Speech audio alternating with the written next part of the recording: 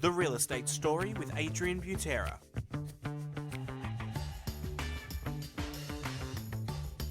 Well, good afternoon, everybody, ladies and gents. I'm excited and delighted once again to bring you live the Real Estate Story podcast here from our studios here in West Footscray. Welcome, everybody. For those that were just tuning in, we had a little technical glitch and we're going again. So it's a take two and it's going to be winner and grinner here. We're going to knock this one out. So I've got a very special guest here this afternoon, Jess Densley, real estate coach, cultural entrepreneur, and I look forward to introducing Jess shortly. But before we get going with Jess, I thought I'm going to turn things around a little bit this week. I'm going to start with a story.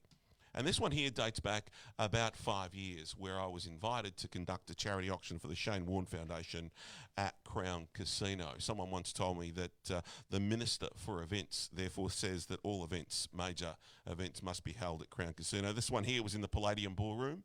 It was a lunchtime event. I'm pretty sure it was a Friday. And I was asked to auction off what I thought was a very unique piece of memorabilia. In fact, it was the opportunity to face and over with Shane Warne in the nets within the Palladium Ballroom. And that really is something that money can't buy. I understand that. And it's really something that's quite unique, and I knew it was going to be highly sought. I'm not a cricket fan, certainly enjoy watching it now and again, but there was a room full of cricket fans, cricket buffs, whatever the walk of life, corporates, they were all in the room. There would have been at least 1,000 plus people there. So I thought, what an opportunity. This is going to be hotly contested. I was dressed to the nines, got up on stage there, the main stage, ready to roll off what I thought was going to be a cracking auction, highly sought, highly contested, to face this over by an Australian legend. And would you believe, first bid comes from the centre of the room, up front, a very well-dressed, well-manicured young lady, Liz Hurley. Liz puts her hands up, starting the auction loud and clear, and I go into panic stations immediately, and I think, oh my goodness, what is Liz Hurley doing, bidding, ready to face this over by Shane? Does she really know what she's getting herself into, or is this an unusual vendor bid at a charity auction? I had no idea how to call it, given the pucker factor was going at 100 miles an hour, and I thought this is a very unusual situation. We continued to have some bidding, we continued to have some competition, and of course, Liz continued to throw her aggressive bids in through the duration of the auction. I continued to be nervous. Did she really know what she was getting herself into? Was I really going to be selling this over to Liz Hurley, famous American actress? Fortunate for me, my nerves were dismissed as soon as two gentlemen, I say that, it looked like two corporate guys, just went hammer and tong and took it well above where Liz was prepared to go. It was an amazing auction and an amazing experience for me to conduct such an auction in front of not only an Australian legend, not only an American well-known actress, but it was just a great place to be and something very unique that I got to experience whilst doing a charity auction. I got the opportunity to meet Shane and Liz afterwards, and it was, again, just added to the hype of it, particularly for me. It's always nice to meet someone a little bit special, someone you've seen on telly, someone you've admired through the movies, and I continued on my merry way. It remains one of those special stories to say that I've taken some bids off Liz Hurley. Thanks very much. I'll introduce you to Jess in just a moment. Are you on the move with a smartphone in hand? Go to comptongreen.com.au and our mobile-friendly website will make it easy to find the latest listings for sale and rent in the Inner West. Well, welcome, Jess Densley. Welcome, Jess. Good to see you. Yeah, thanks, Adrian. Pleasure, mate. Thanks for having me along today. It's great. Now, I'm really pleased to have you along on the Real Estate Story podcast. You and I don't know each other. We haven't known each other for a long time, but we've bumped into each other several times at the local coffee shop in Williamstown. You're a local to Willie now. Absolutely, yes. I've been in Williamstown for the past 3 and a bit years. We haven't known each other for that long, but you might remember a story that I told. Used to watch some of your auctioneering videos lots and lots of years ago. Yeah, goodness. I don't remember that, but I'm pleased. Were they any good? Were they have any benefit to you back then? They were very good, yeah. And I think I remember back in my early days of being a young tacker in real estate, when I first decided to go out to call some auctions, I found a couple of your videos on YouTube. I'm not sure how, but they were really beneficial.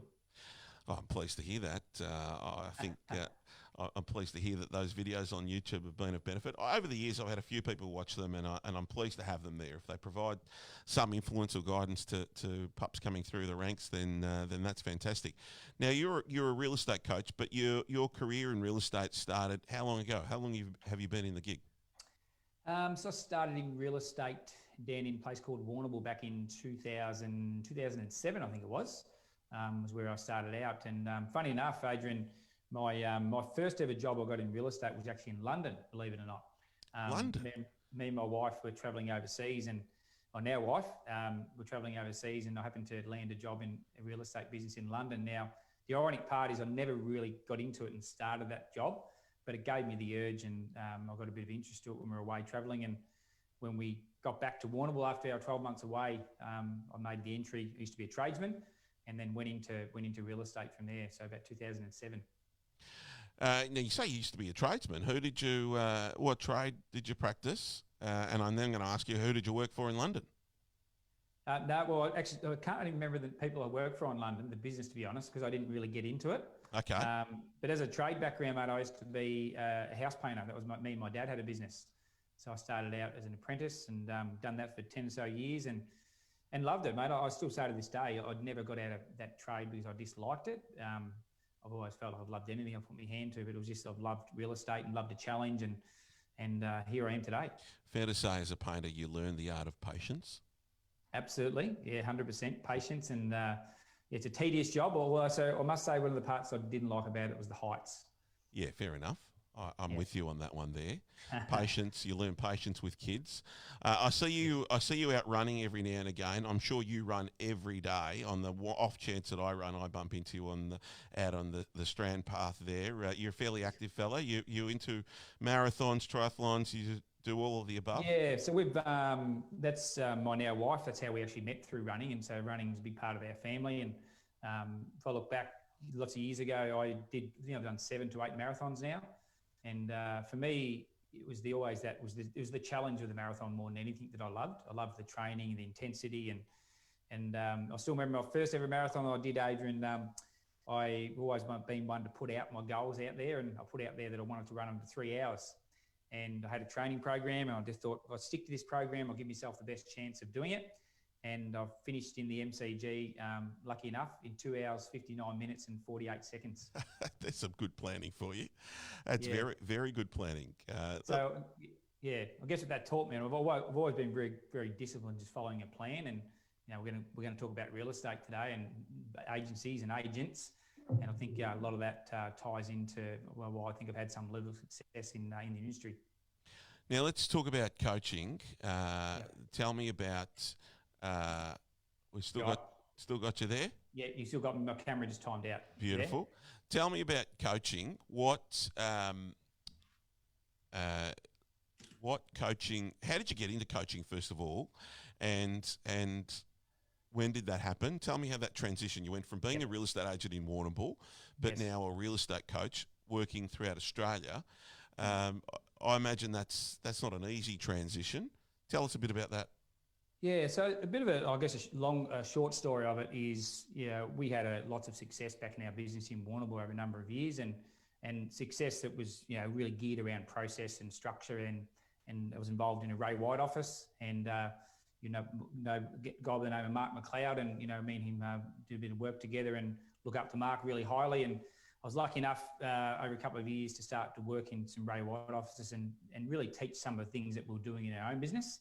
And that, I guess, probably gave me the urge for coaching in essence. But it probably all come back. I've coached a lot of senior football in my time in Aussie rules. And, I remember one thing I learnt, which is growing up and maturing, is that I went to a side that I coached that hadn't won a game for about 15 years. And we had quite a bit of success over the 2 years when I coached them. And I guess that taught me that I had some level of ability to coach and get the best out of people. And that's, I guess, how I sort of got into coaching in sport initially. And then I took that into the coaching Who were space. you coaching in AFL? So two clubs. I coached a club called East Warrnambool down in the Warrnambool area. Yep. and also a club called Maribor, which I played a lot of my football in. So yeah, it was a great journey. Learned a lot, you know, and you just meet so many good people through that space. Yeah, of course, of course. So the transition into real estate coaching, how long have you been coaching for now? So I've been doing it probably really all up, probably a good 6 to 7 years all up. Really full on for the last 3.5 years since we moved into Melbourne. But yeah, it's grown rapidly, Adrian. I mean, I used to, and I still do pieces of it, one-on-one coaching, and but these days we've got quite a large group program that we run. We do a lot of cultural stuff where we step into people's businesses and do that. But yeah, 3.5 years, and it's been I've got a coach that works, full-time coach that works in my business who's based up in Sydney. I've got a team over in the Philippines that also works for us and heads up our virtual assistant big team we have, and we do a lot of outsourcing with VAs with all of our clients as well. And so we've got a lot of different moving parts that we do today in the business. It's been lots of hard work, I guess. Now, a lot of businesses out there, there'll be people listening that are in different businesses. I mean, the value of a coach and someone else to speak to, whether you're part of a franchise group or whether you're a part of an independent like Compton Green is, what other benefits do you offer and you find yourself really influencing and helping those businesses change? Yeah, I guess first and foremost, I always say to people that if I'm going to coach them in their business, that I've basically been in their shoes first and foremost. And I think that's what people want to hear. You know, I've been in their shoes, as whether it's a salesperson, whether it's a leader, you know, and had a really good level of success back when we're doing that, of growing your team from the bottom to the top, I guess, essentially. So that's what I talk about to start off with, that people want to know that you've actually done what you're saying you're going to do. You know, and I think that there's a whole host of other things that come with that. But that's probably the biggest foundation that I say to people, that I'm not going to ask you to do something that I wouldn't have done. You know, and I guess it's trying to get people to probably see something that they don't currently see in their business. And that's something that I feel like I can do pretty well, and I've always been pretty good at. I can go into a business and I can see things that probably the businesses don't see. Yeah, okay. And obviously these businesses, they enjoy you being there. Have you had some big challenges in some of those coaching experiences? We have, yeah. I mean, certainly when you go into, you know, I believe to be a good coach, you've got to be able to challenge people on what they believe is true.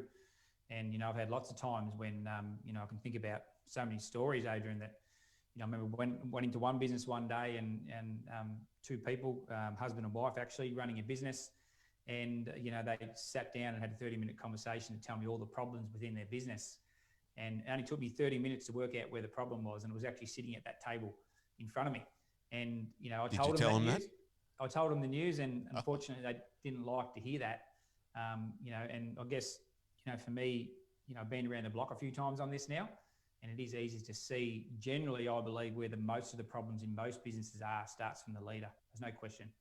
Yeah, I think that's very true, and some might say that's about me sometimes, Jess. But you know, there's good there sometimes as well. I'm sure of it. And no doubt you've worked with some amazing businesses. Yes.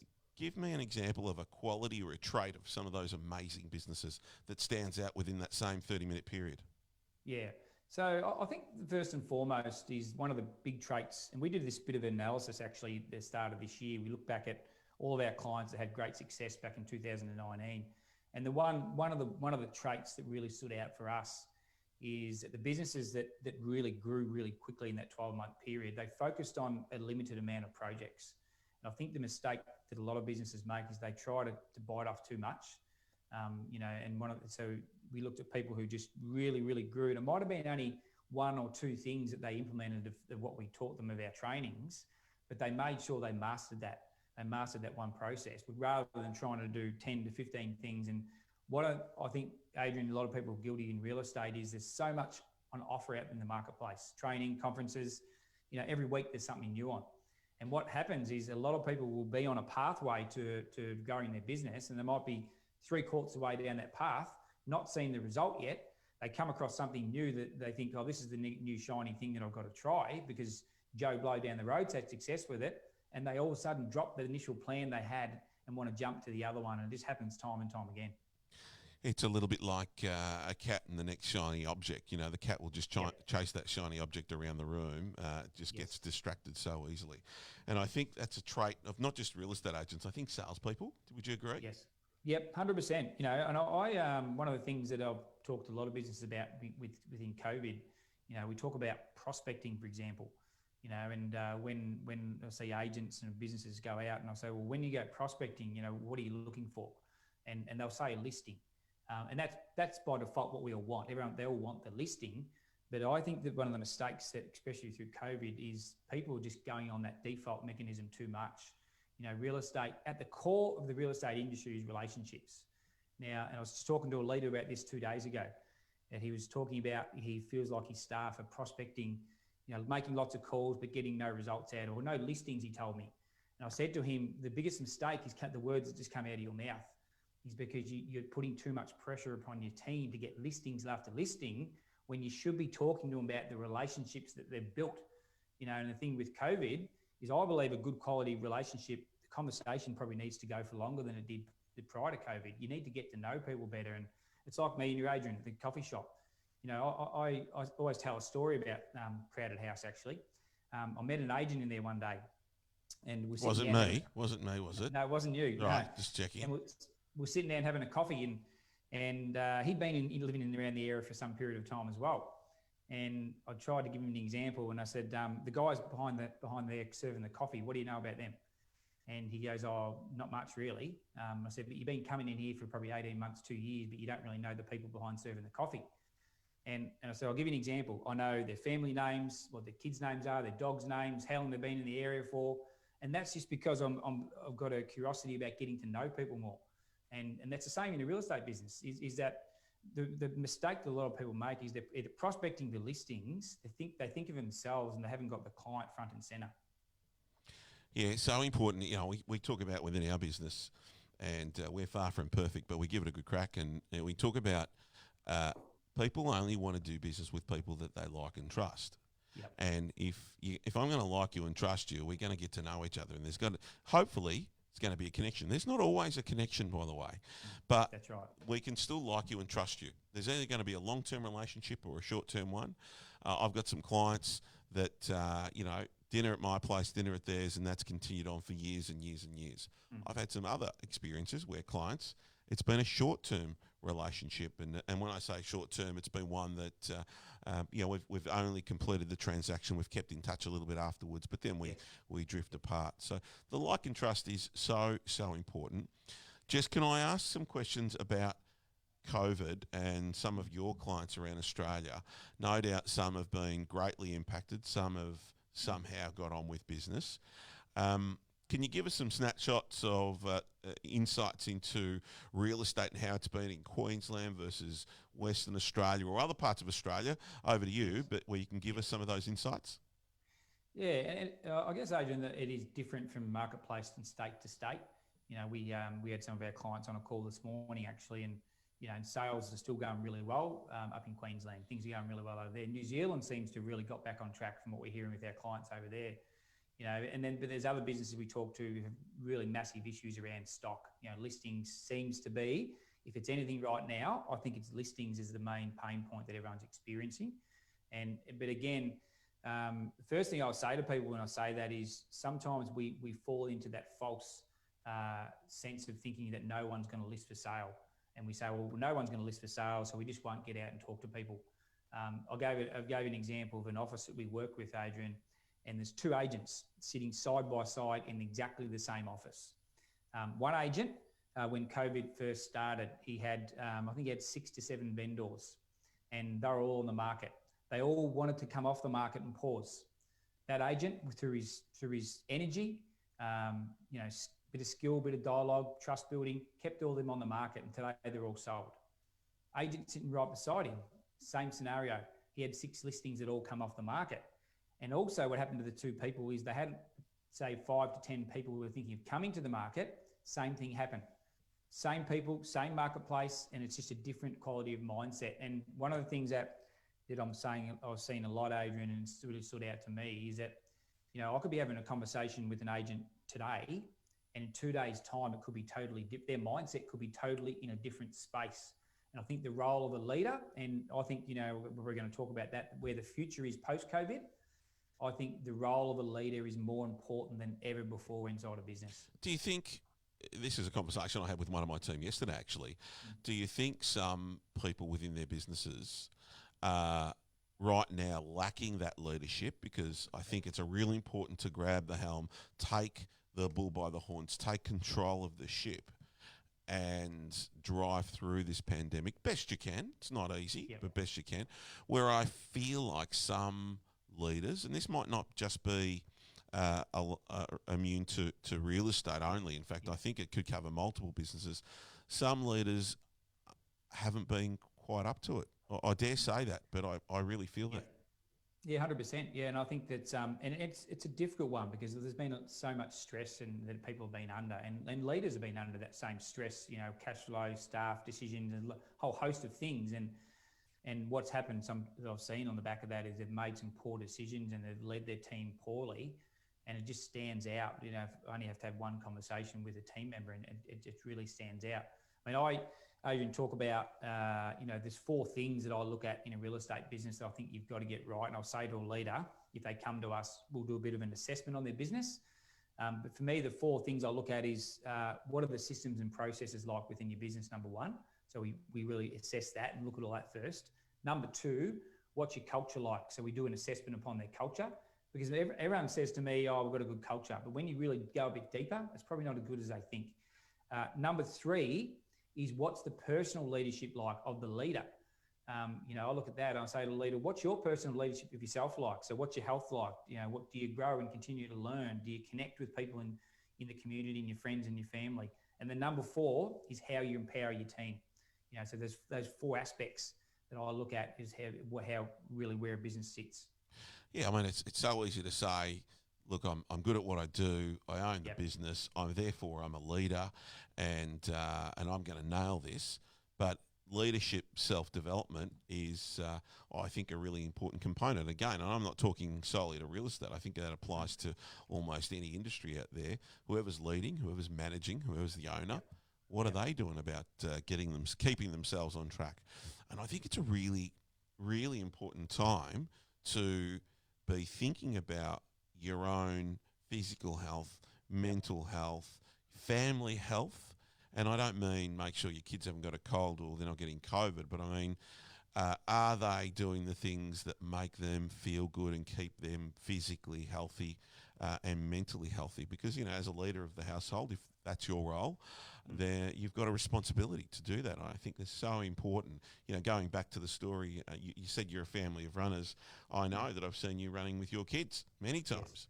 Yes. Yeah. And I think that's great leadership to adding to the value of health to your family. They're learning what's important to them. It's not about being strong. It's about everything.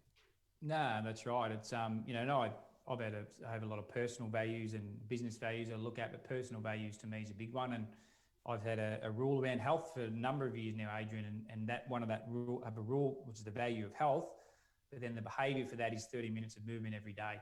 And I've had that as a bit of a rule, and I've done that for probably 10 to 15 years now. Doesn't have to be like I'm smashing myself every day, but just that consistency, and it's the same in a typical business, really. Yeah, I think it's great to have those rules, and same rules apply obviously within business. So let's talk about some businesses that you may be talking to. Of course, I don't want you to be specific with their detail, but some that have run into trouble. What's happened to them? You've mentioned cash flow. Where have those businesses struggled? Has it been their leadership? Has it been their staff? Combination? Where have they struggled? Yeah, I think a combination, there's a few different areas I can go down. And, the first one is the prospecting piece. That to me is where there's some of the biggest challenges that I've seen businesses struggle, because their mentality around prospecting is wrong. They've fallen into the trap of, we need a listing, we need cash flow today. So we're just going to go out and try and find that today. And then tomorrow and the next day, the same thing happens over and over again, and the pressure builds. And that's a leadership trait, and the agents just fall into that trap. So that's the first thing, and they just haven't got no foundation about the future. So they just get on this cycle that every day is the same. We've got to find a listing, we've got to find a sale. even when I say that, I never wanted that for my business when I was involved in it. You know, for me, if I was sitting down having a conversation with a staff member after a prospecting session, the conversation would go like, you know, how is the relationship conversations like today? How many relationships did you further nurture along? You know, tell me about that. Did you find out what their kids' names, their dogs' names? You know, did you find out some more information about them as people? Do you reckon? Do you reckon they're really struggling with that now? Because look at us via Zoom. You could be in the studio, but you're really not allowed to be in the studio. Yes. Relationships are somehow nurtured. Well, they've always been nurtured over the phone, but it's almost been that distance is being forced upon us, and rightfully so with COVID.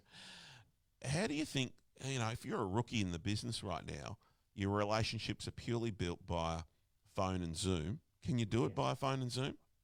I think you can. I mean, as you know, I've still got involvement in my business in Warrnambool, and I still connect with them at certain times throughout the course of the week. And we have a bit of funny little thing. We do a quarterly cultural assessment, and done that for a number of years in the business, which I do in other businesses now. And when COVID first started, we had lots more Zoom sessions, and I wouldn't normally join the meetings because I wasn't there. But obviously they're on Zoom. I joined in a lot more sessions. Easy, yeah. Easy, yeah. And when we done our acknowledgement process with the cultural management program, and I don't normally get voted and talked about in those things because I'm the main leader, but I actually got the most votes in COVID that I've actually ever got in that program because I've turned up and had a bit more involvement. Congratulations. See, they're loving it. They're loving it. They just want more of you. What about so there's some challenges out there for some businesses. We understand that. What have you seen as some really unique initiatives that have come about as a result of COVID? We're talking real estate companies that have done something unusual, obscure, but has been part of either a cultural fit for them or help them do more business, or maybe simply help them build some relationships. Yeah, it's been probably a few things that come to mind. I mean, I know we've got a client up in New South Wales, and they knew that listings were going to come pretty tight when COVID first started. So they decided to start up a private Facebook group, and they funneled all their buyers through their CRM, and any new inquiries went into this private Facebook group. And whenever they had a potential listing that the owners may not have wanted to come to market, they positioned it in that Facebook group, and it just allowed them just to create a bit of a point of difference. So they built that group up really quickly, and that allowed them to just get some traction. Yeah, it was a really good idea. But another client over in South Australia, and she's been one of our amazing success stories, a business over in Mount Gambier. She made 29 sales just last month. Incredible business. And Mount Gambier is a beautiful town. I drove through there earlier this year for the first time ever. Gorgeous town. Beautiful place. Beautiful place. Yeah, and this lady won't mind me mentioning her name, Gail Richards. She runs a business, Key to Sale Real Estate.